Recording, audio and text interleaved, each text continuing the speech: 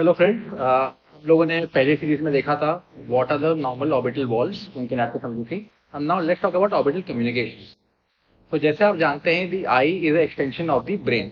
जिस तरह से ब्रेन के अराउंड क्रेनियल कैविटी रहती है, वैसे ही आई के अराउंड हमारा ऑर्बिट रहता है। And the brain communicates through lot of foramen fissures like foramen rotundum, foramen lacerum, foramen magnum. ये सब उसके कनेक्शन के ऑरिफिसेस हैं। सिमिलरली जब नर्व्स को, वेसल्स को आई से करना होता है कम्युनिकेट, वो भी फिशर्स, फॉरमेंट्स और कैनाल से भी कम्युनिकेट करते हैं। तो हमारे ऑर्बिटल वॉल्स में we have lot of foramen fissures, entry point, exit point, जहाँ से ब्लड वेसल्स, नर्व सप्लाई जाती है। तो let's see what are the different type of communication passages we have in the orbit. तो we have four main types of communication. एक होता है foramen. Foramen मतलब कोई एक सिंपल सी ओपनिंग जहाँ के थ्रू पॉइंट ए से पॉइंट बी तक हम पहुंच सकते हैं। So it's the opening that allows for passage of structures from one region to another region, right?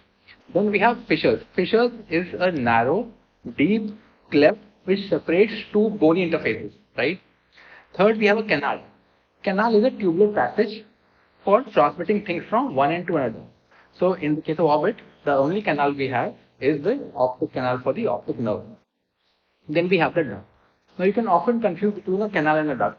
While a canal is meant for transmitting either vessels and nerves, a duct is for transmitting secretions.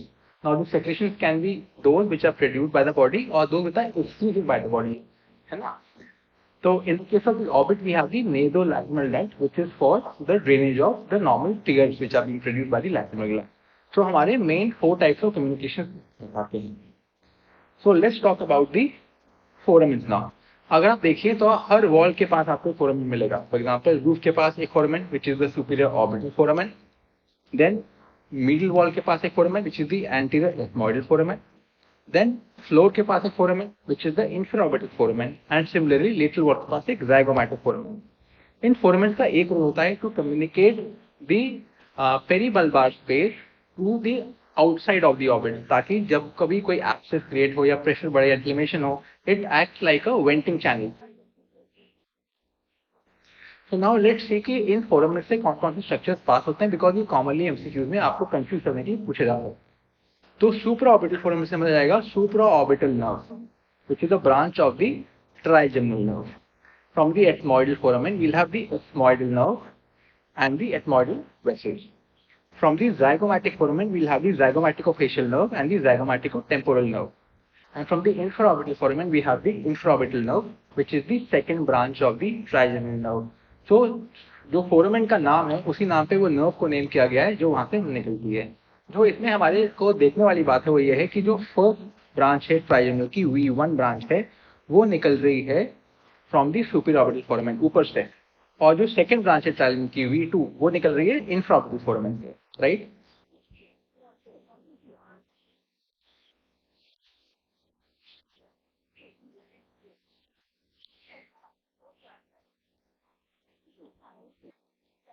So this is the normal location of fourth foramen. We have the supraorbital foramen. Revise करते हैं इसको। यहाँ से supraorbital nerve जाती है। Then we have the ethmoidal foramen, यहाँ से हमारी एथमॉइडल नर्व और आर्टरी जाती है। इंफ्राऑर्बिटल फोरामेन से इंफ्राऑर्बिटल नर्व विच इज ट्राइजेमिनल की second branch. And zygomatic foramen से ज़ाइगोमैटिकोफेशियल टेम्पोरल नर्व। तो हमने ये रिवाइज कर लिए हैं। अब we will go to the next topic.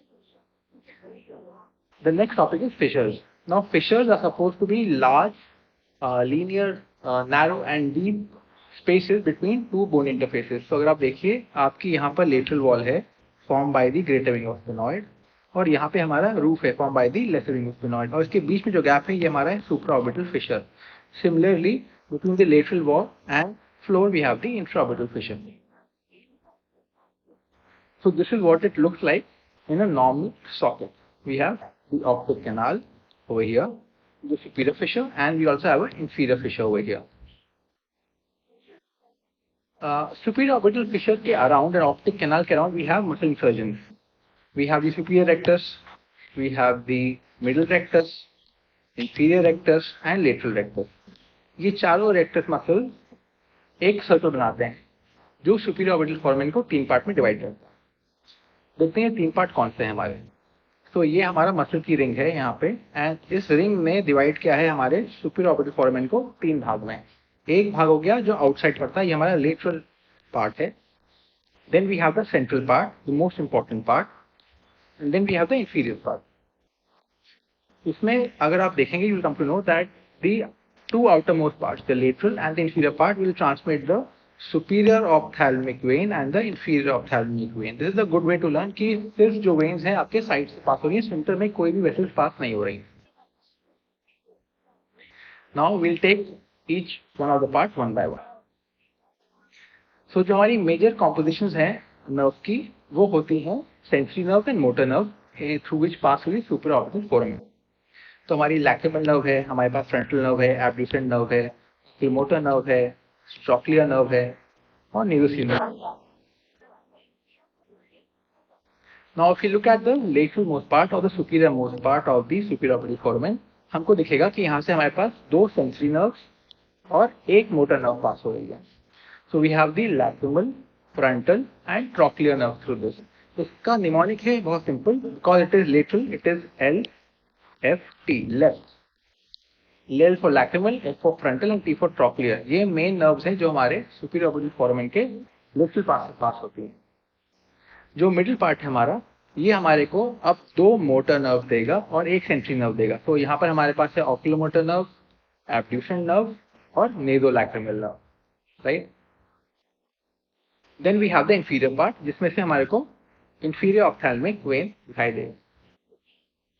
तो यहाँ पर एक छोटा सा एरर हो गया दोस्तों. ये जो nasolacrimal nerve है, this is wrong. So this was for you to pick up when I was teaching it. This is actually the nasociliary nerve.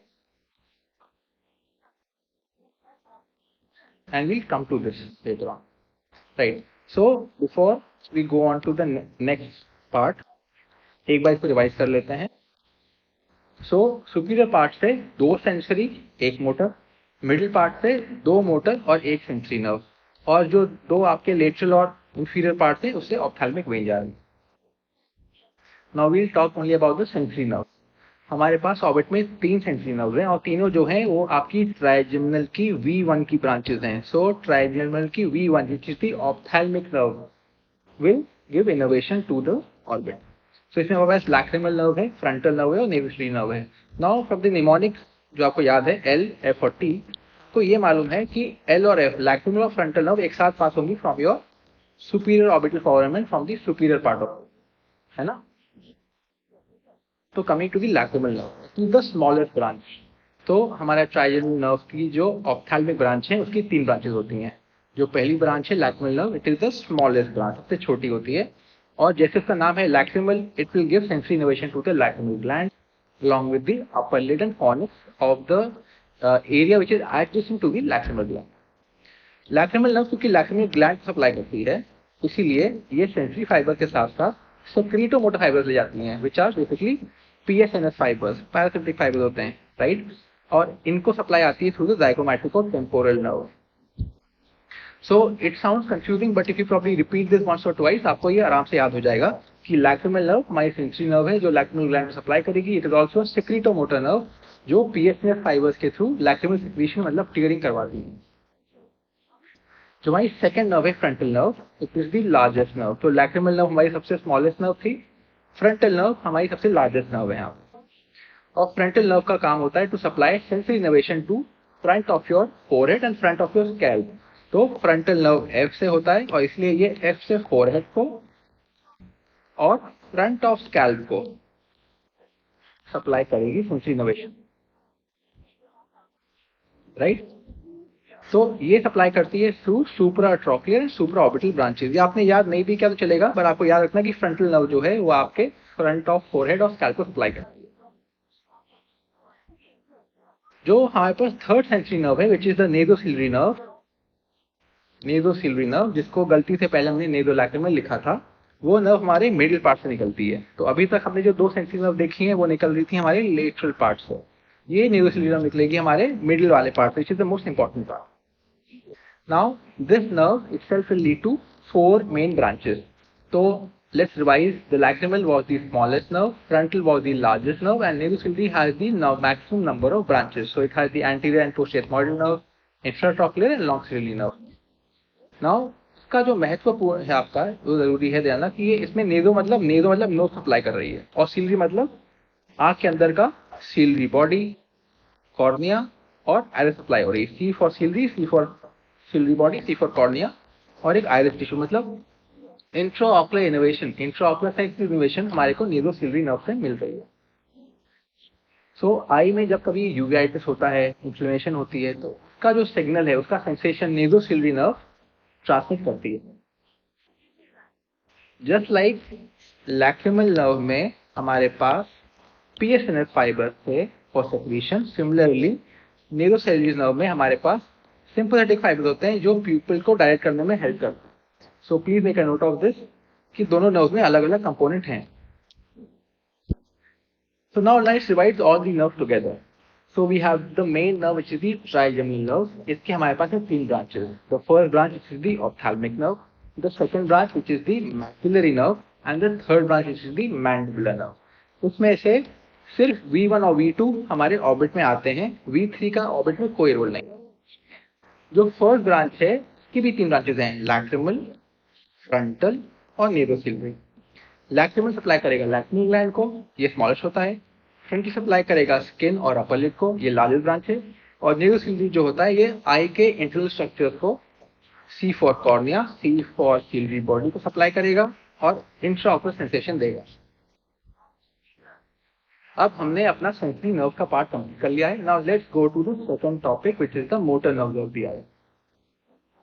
सो अगर अगेन आप न्यूमोनिक याद करिए अपना, तो हमारे पास लिटिल पार्ट से था एल, एफ, टी, जिसमें से ये 2 हमारी थी सेंसरी नर्व और टी फॉर ट्रॉक्लियर हमारी थी मोटर नर्व। तो यहाँ पे आपको देखेगा कि मोटर नर्व में एक नर्व हमारा है trochlear nerve, other nerves are oculomotor और abducent.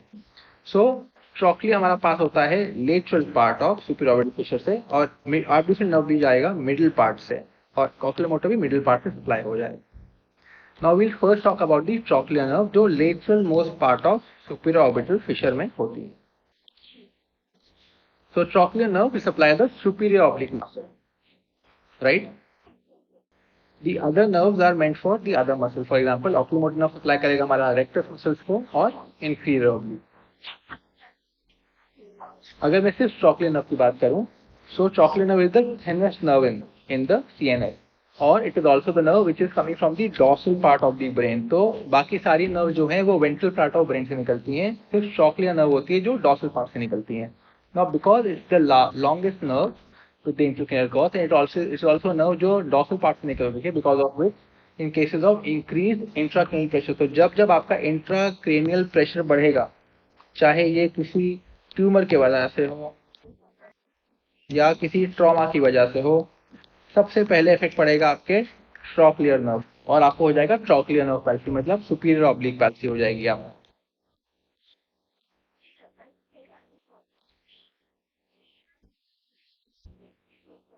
Right, so let's see the conditions in which the trochlear nerve can get involve. तो इन्होंने यहाँ पर हमने देखा है blunt trauma to the head, increase intracranial pressure और ब्रेन ट्यूमर। तो जब भी आप ट्रॉक्लिया का नाम सुने, आपको समझना है कि कहीं ट्रॉमा, टी फॉर ट्यूमर और टी फॉर टेंशन, मतलब इंक्रीज आईसीपी। ये 3 टीज को ध्यान रखना है आपको यहाँ पे, right? So T for trauma, T for tumour and T for increase tension, जहां पर ट्रॉक्लियर नर्व इफेक्ट हो सकती है with superior oblique palsy. Whenever we have trochlear nerve involvement and superior oblique involvement, we'll have a vertical diplopia.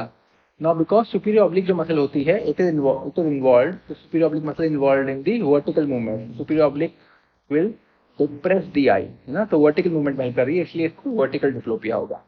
And this is maximum when the patient is either reading a book or walking down the stairs or up the stairs, because इस case में आपको नीचे देखना पड़ता है, तो आपकी आई down and in होती हैं। So vertical diplopia mostly on reading or walking down the stairs. We can have 2 kinds of trochlear palsy.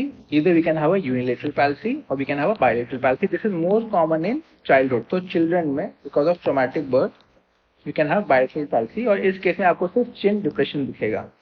तो ट्रॉक्लियर नर्व पैल्सी की खासियत होती है कि जब भी पैल्सी होती है, you have the opposite side face turn and the opposite side head full along with the chin depression, right? So let's see how this looks like. तो ये एक पेशेंट है, अगर आप ध्यान से देखोगे तो आप देखोगे कि इसका हेड का जो टिल्ट है वो इस साइड हो रखा है, इसका फेस का टर्न भी इस साइड हो रखा है, तो दैट मीन इसको राइट आई में ट्रॉक्लियर नर्व पैल्सी है, right? Now look at the eye now.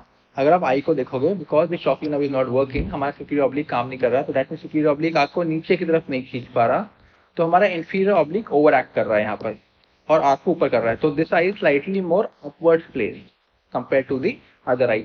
तो राइट आई एसोपैल्सी जब है पेशेंट को, तो इसको फेस टर्न है, head tilted towards the left along with hypertropia. Hypertropia मतलब आंख जो है slightly ऊपर की तरफ मूव कर गई है, right?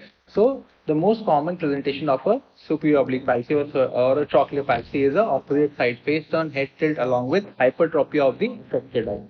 तो इस पर ध्यान दीजिएगा कि affected eye में हमारे को hypertropia होगा, hypertropia.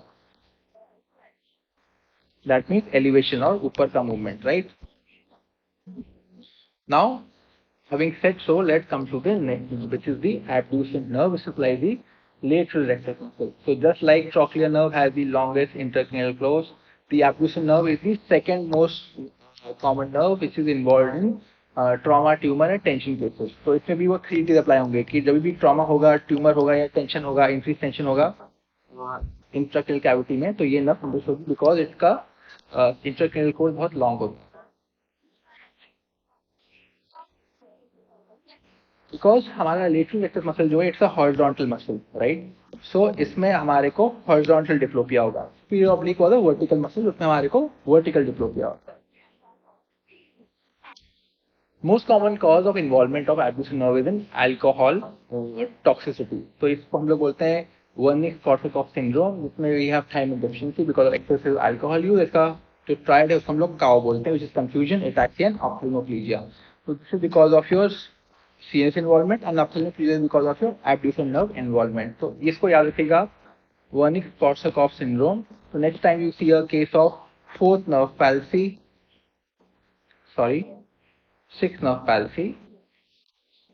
Next time you see a case of sixth nerve palsy, हमको समझना है कि ये किसी टॉक्सिसिटी की वजह से हुआ है, जैसे कि अल्कोहल।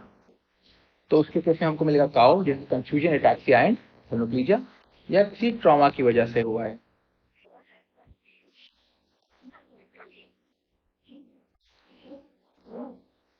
तो ये एक पेशेंट है जिसको हमारे को पाल्सी हुई है एब्ड्यूसेंट नर्व की, and we can see that the eye is directed inwards, right?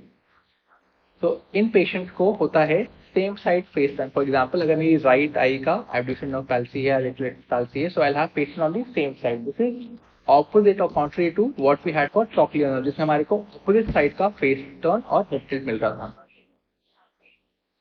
The next nerve we'll talk about is the oculomotor nerve. See, oculomotor nerve supplies multiple muscles. पहले बात तो आप सप्लाई करेगा आपका levator पैल्वियम को, जो अपर leg में होता है, और देन सप्लाई करेगा रेक्टस मसल को, superior rectus, middle rectus, inferior rectus और इंफीरियर ऑब्लिक। साथ ही साथ oculomotor will also have a PSNS supply या parasympathetic supply to the pupil muscle for constriction and ciliary muscle for accommodation. साथ साथ इसका double supply होता है, एक्सएनएस सप्लाई भी करता है, टार्सल मसल को सप्लाई करेगा एक्सएनएस के लिए। Oculomotor nerve is most commonly involved in cases of posterior communicating artery aneurysm या cavernous sinus infection। ये जरूरी है आपको जानना, जब भी आप posterior communicating artery के बारे में सोचें तो आप साथ में oculomotor nerve के बारे में जरूर सोचिएगा।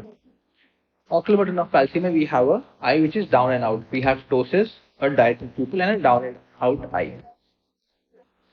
Now let's see this case. इस केस में जो हमारी आई है वो आउटवर्ड्स है और डाउनवर्ड्स है, and we have ptosis also, ठीक है? So this is the case of oculomotor nerve। जो हमारा नेक्स्ट टॉपिक है which is orbital autonomic nerve system, this we'll cover in second session. Till then, I would like you to revise these nerves so that we can touch upon the orbital autonomic system the next.